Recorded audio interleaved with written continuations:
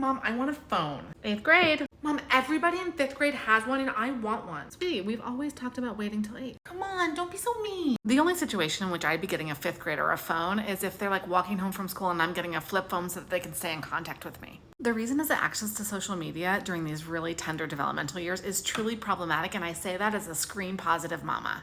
I'm not generally concerned about explicit content or inappropriate material, but I would be very concerned about the social and emotional well-being impact of having access to YouTube, TikTok, and all the rest of it during the middle school years. Instead, I want to spend the upper elementary and middle school years doing 2 things. Number 1, really nurturing the relationship, leaning into brain and nervous system development, and 2, providing lots of opportunities for critical media literacy. That means delaying access to social media networks for longer. Of course, you're going to have to adjust to your child's maturity, environment, community, all of that stuff.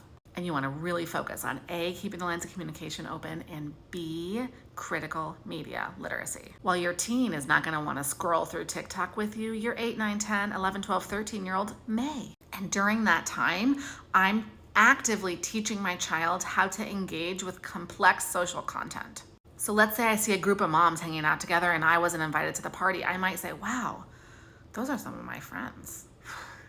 That feels kind of weird to see them here. What am I doing? I'm modeling because I know my kid is going to have that experience.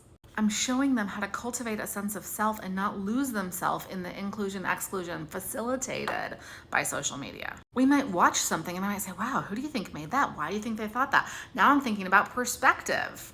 And of course, I've got to model. That means putting down my phone, engaging with my children, letting text messages, TikTok, etc. go by the wayside. Let me know in the comments when you plan on getting your child a phone and when you're going to let them have access to social media.